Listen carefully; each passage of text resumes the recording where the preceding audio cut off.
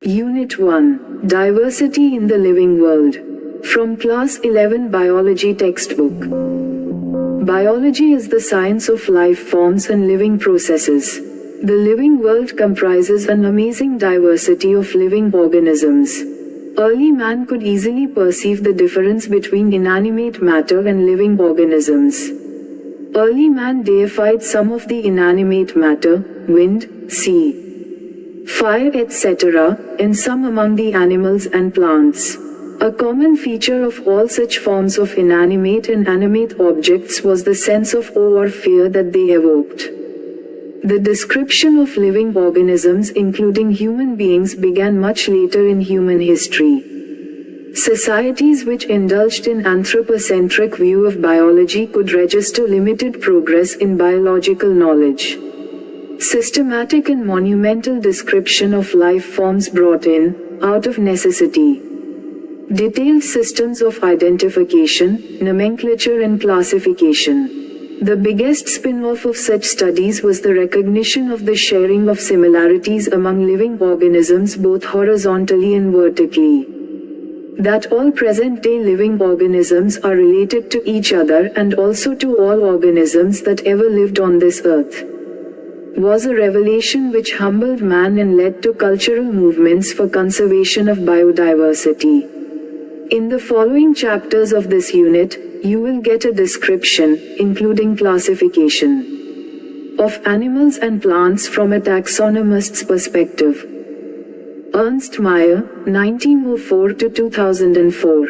Born on the 5th of July 1904, in Kempten, Germany, Ernst Mayr, the Harvard University evolutionary biologist who has been called the Darwin of the 20th century, was one of the 100 greatest scientists of all time. Mayr joined Harvard's Faculty of Arts and Sciences in 1953 and retired in 1975, assuming the title Alexander Agassiz Professor of Zoology Emeritus. Throughout his nearly 80-year career, his research spanned ornithology, taxonomy, zoo geography, evolution, systematics, and the history and philosophy of biology. He almost single-handedly made the origin of species diversity the central question of evolutionary biology that it is today.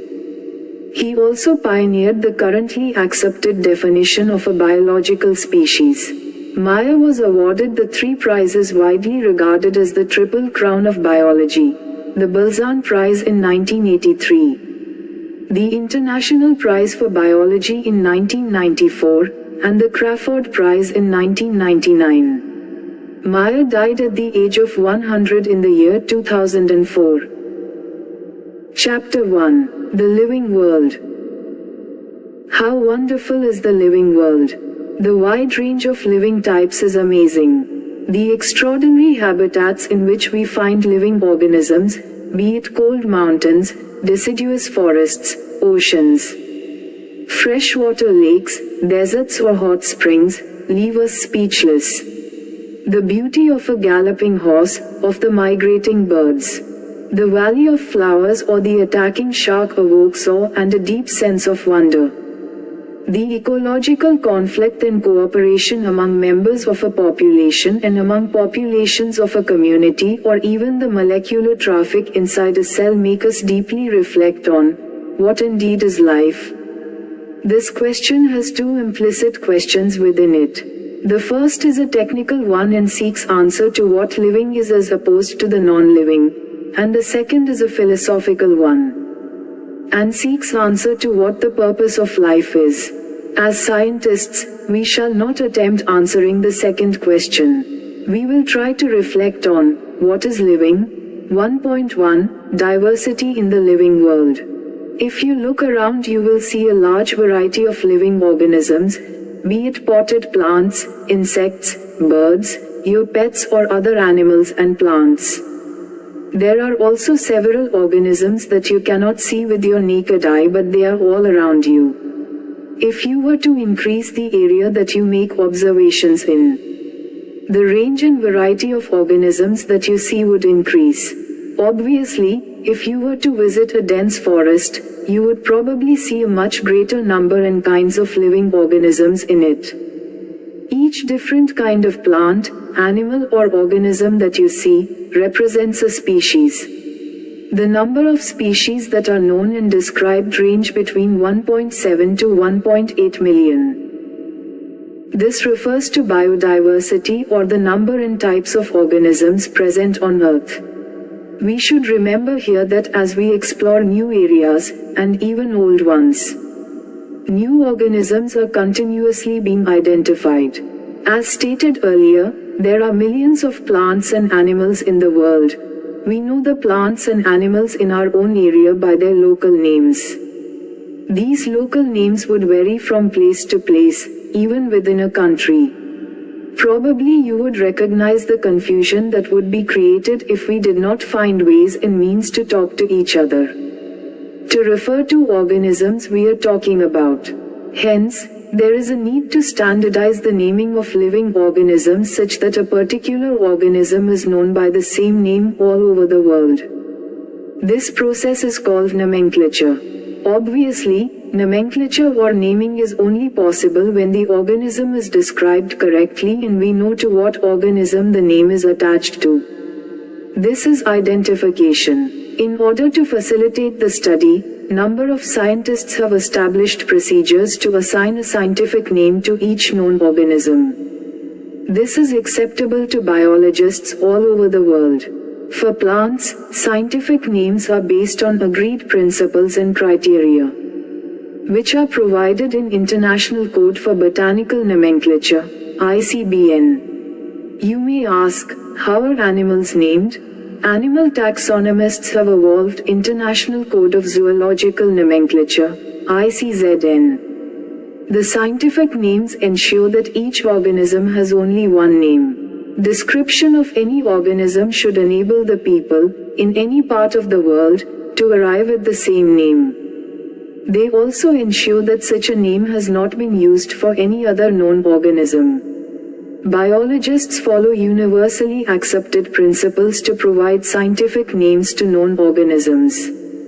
Each name has two components, the generic name and the specific epithet. This system of providing a name with two components is called binomial nomenclature. This naming system given by Carolus Linnaeus is being practiced by biologists all over the world. This naming system using a two-word format was found convenient. Let us take the example of mango to understand the way of providing scientific names better. The scientific name of mango is written as Mangifera indica. Let us see how it is a binomial name. In this name, Mangifera represents the genus while indica is a particular species or a specific epithet. Other universal rules of nomenclature are as follows. First, biological names are generally in Latin and written in italics. They are Latinized or derived from Latin irrespective of their origin. Second, the first word in a biological name represents the genus while the second component denotes the specific epithet. Third, both the words in a biological name, when handwritten, are separately underlined or printed in italics to indicate their Latin origin. Fourth, the first word denoting the genus starts with a capital letter while the specific epithet starts with a small letter. It can be illustrated with the example of Mangifera indica. Name of the author appears after the specific epithet, that is, at the end of the biological name and is written in an abbreviated form, example, Mangifera indica Linn. It indicates that this species was first described by Linnaeus. Since it is nearly impossible to study all the living organisms, it is necessary to devise some means to make this possible. This process is classification. Classification is the process by which anything is grouped into convenient categories based on some easily observable characters. For example, we easily recognize groups such as plants or animals or dogs, cats or insects. The moment we use any of these terms, we associate certain characters with the organism in that group. What image do you see when you think of a dog? Obviously, each one of us will see dogs and not cats. Now, if we were to think of Alsatians, we know what we are talking about. Similarly, suppose we were to say mammals, you would, of course, think of animals with external ears and body hair. Likewise, in plants, if we try to talk of wheat, the picture in each of our minds will be of wheat plants, not of rice or any other plant. Hence, all these dogs, cats, mammals, wheat, rice, plants, animals, etc. are convenient categories we use to study organisms. The scientific term for these categories is taxa. Here you must recognize that taxa can indicate categories at very different levels. Plants also form a taxa. Wheat is also a taxa. Similarly, animals, mammals, dogs are all taxa, but you know that a dog is a mammal and mammals are animals. Therefore, animals, mammals, and dogs represent taxa at different levels. Hence, based on characteristics, all living organisms can be classified into different taxa. This process of classification is taxonomy. External and internal structure, along with the structure of cell, development process and ecological information of organisms are essential and form the basis of modern taxonomic studies. Hence, characterization, identification, classification and nomenclature are the processes that are basic to taxonomy. Taxonomy is not something new. Human beings have always been interested in knowing more and more about the various kinds of organisms, particularly with reference to their own use. In early days, human beings needed to find sources for their basic needs of food, clothing and shelter. Hence, the earliest classifications were based on the uses of various organisms. Human beings were, since long, not only interested in knowing more about different kinds of organisms and their diversities, but also the relationships among them. This branch of study was referred to as systematics. The word systematics is derived from the Latin word systema, which means systematic arrangement of organisms. Linnaeus used Systema Naturae as the title of his publication. The scope of systematics was later enlarged to include identification, nomenclature and classification. Systematics takes into account evolutionary relationships between organisms. 1.2 Taxonomic categories. Classification is not a single-step process but involves hierarchy of steps in which each step represents a rank or category. Since the category is a part of overall taxonomic arrangement, it is called the taxonomic category and all categories together constitute the taxonomic hierarchy. Each category, referred to as a unit of classification, in fact, represents a rank and is commonly termed as taxon, plural, taxa. Taxonomic categories and hierarchy can be illustrated by an example. Insects represent a group of organisms sharing common features like 3 pairs of jointed legs. It means insects are recognizable concrete objects which can be classified, and thus were given a rank or category. Can you name other such groups of organisms? Remember, groups represent category. Category further denotes rank. Each rank or taxon, in fact, represents a unit of classification. These taxonomic groups, categories are distinct biological entities and not merely morphological aggregates. Taxonomical studies of all known organisms have led to the development of common categories such as kingdom, phylum or division, for plants, class, order, family, genus and species. All organisms, including those in the plant and animal kingdoms, have species as the lowest category. Now the question you may ask is, how to place an organism in various categories? The basic requirement is the knowledge of characters of an individual or group of organisms. This helps in identifying similarities and dissimilarities among the individuals of the same kind of organisms as well as of other kinds of organisms. 1.2.1 Species. Taxonomic studies consider a group of individual organisms with fundamental similarities as a species. One should be able to distinguish one species from the other closely related species based on the distinct morphological differences.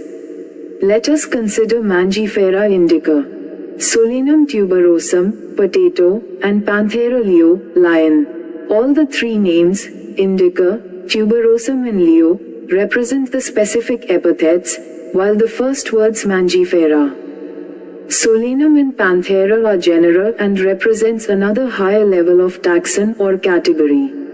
Each genus may have one or more than one specific epithets representing different organisms, but having morphological similarities. For example, Panthera has another specific epithet called tigris, and Solanum includes species like Nigrum and Melangina. Human beings belong to the species Sapiens, which is grouped in the genus Homo. The scientific name thus, for human being, is written as Homo sapiens. 1.2.2 Genus. Genus comprises a group of related species which has more characters in common in comparison to species of other genera. We can say that genera are aggregates of closely related species. For example, potato and brinjal are two different species but both belong to the genus Solanum. Lion, Panthera leo, leopard, P. pardus, and tiger, P. tigris, with several common features, are all species of the genus Panthera. Here, P stands for Panthera. This genus differs from another genus Felis, which includes cats. 1.2.3 Family. The next category, family, has a group of related genera with still less number of similarities as compared to genus and species. Families are characterized on the basis of both vegetative and reproductive features of plant species. Among plants, for example, three different genera Solanum, Petunia and Datura are placed in the family Solanaceae. Among animals, for example, genus Panthera, comprising lion, tiger, leopard is put along with genus Felis, cats, in the family Felidae. Similarly, if you observe the features of a cat and a dog, you will find some similarities and some differences as well. They are separated into two different families, Felidae and Canidae, respectively. 1.2.4 Order. You have seen earlier that categories like species, genus and families are based on a number of similar characters. Generally, order and other higher taxonomic categories are identified based on the aggregates of characters. Order, being a higher category, is the assemblage of families which exhibit a few similar characters. The similar characters are less in number as compared to different genera included in a family. Plant families like Convolvulaceae, Solanaceae are included in the order Polymoniales mainly based on the floral characters. The animal order, Carnivora, includes families like Felidae and Canidae. 1.2.5 Class. This category includes related orders. For example, order Primata comprising monkey, gorilla and gibbon is placed in class Mammalia along with order Carnivora that includes animals like tiger, cat and dog. Class Mammalia has other orders also. 1.2.6 Phylum. Classes comprising animals like fishes, amphibians, reptiles, birds along with mammals constitute the next higher category called phylum. All these, based on the common features like presence of notochord and dorsal hollow neural system, are included in phylum Chordata. In case of plants, classes with a few similar characters are assigned to a higher category called division. 1.2.7 Kingdom. All animals belonging to various phyla are assigned to the highest category called kingdom Animalia in the classification system of animals. The kingdom Plantae, on the other hand, is distinct and comprises all plants from various divisions. Henceforth, we will refer to these two groups as animal and plant kingdoms. The taxonomic categories from species to kingdom have been shown in ascending order starting with species in figure 1.1. Thus 1. These are broad categories. However, taxonomists have also developed subcategories in this hierarchy to facilitate more sound and scientific placement of various taxa. Look at the hierarchy in figure 1.1. Can you recall the basis of arrangement? Say, for example, as we go higher from species to kingdom, the number of common characteristics goes on decreasing. Lower the taxa, more are the characteristics that the members within the taxon share. Higher the category, greater is the difficulty of determining the relationship to other taxa at the same level. Hence, the problem of classification becomes more complex. Table 1.1 indicates the taxonomic categories to which some common organisms like housefly, man, mango and wheat belong. Summary: the living world is rich in variety. Millions of plants and animals have been identified and described, but a large number still remains unknown. The very range of organisms in terms of size, color, habitat, physiological and morphological features make us seek the defining characteristics of living organisms. In order to facilitate the study of kinds and diversity of organisms, biologists have evolved certain rules and principles for identification, nomenclature and classification of organisms. The branch of knowledge dealing with these aspects is referred to as taxonomy. The taxonomic studies of various species of plants and animals are useful in agriculture, forestry, industry and in general for knowing our bioresources and their diversity.